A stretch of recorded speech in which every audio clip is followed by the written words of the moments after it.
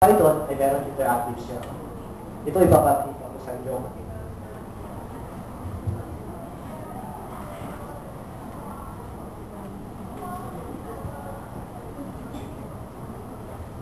So, from the command line, pwede ko na i-run ang Python and tatakbo na siya. Hindi na daya na pwede na tayo dito mag-program. So, pwede natin type dito, delete hello world, at mata-output na siya.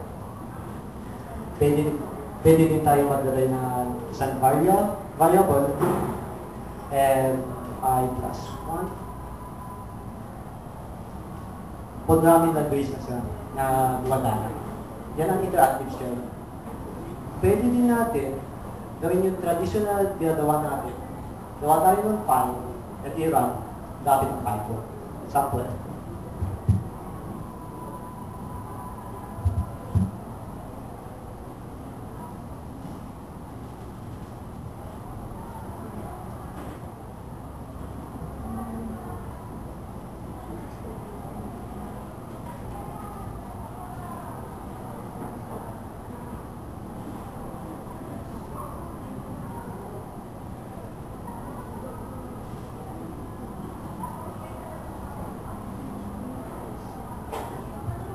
Ayan.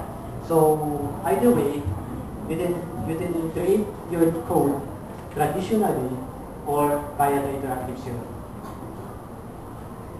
My questions? Okay, continue.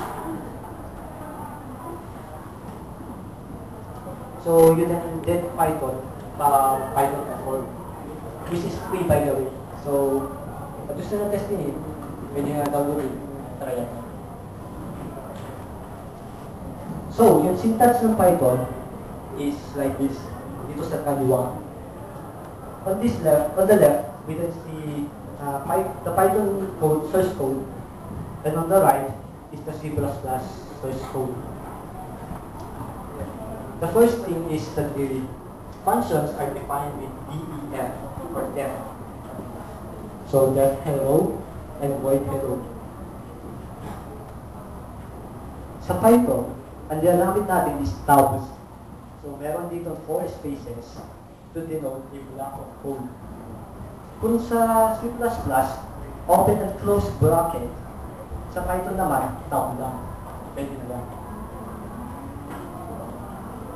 So, mas simple siya, mas malinis. And,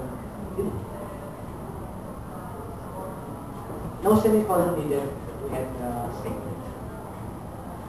Per line ang code. So, isang line, isang string.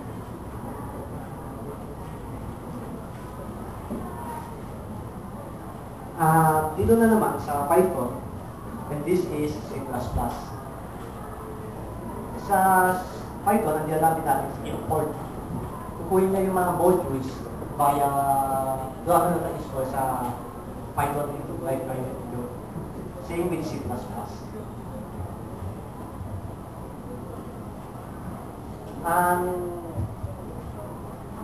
And this, and C++ and C# and Java is self naman. Requirement ng Python na kung lalagay mo ng self, kailangan yung self is nasa parang. And finally, ang constructor ng C++ is the name ng class and open close parentheses. Habang dito naman sa Python, init. Yes, double underline, init, and double underline. Sa Python kasi, pag double underline, it means na meron sa special code.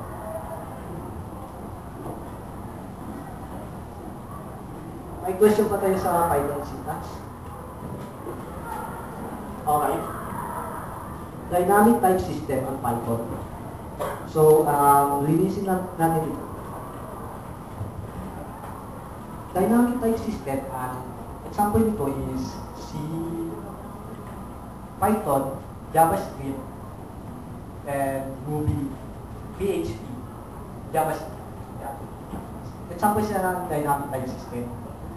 Habang static type system naman is C, C++, Java, and C#. So, sa static type system, kailangan mo ba i-declare ko lang yung type niya? Huwag ng type ng variable.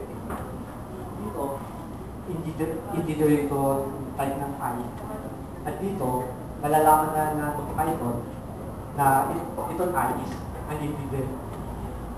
Because integer yung pinasok sa kanila. So, pwede natin duwagan ng mga operation, math operations para tadandayin ang ginawa natin.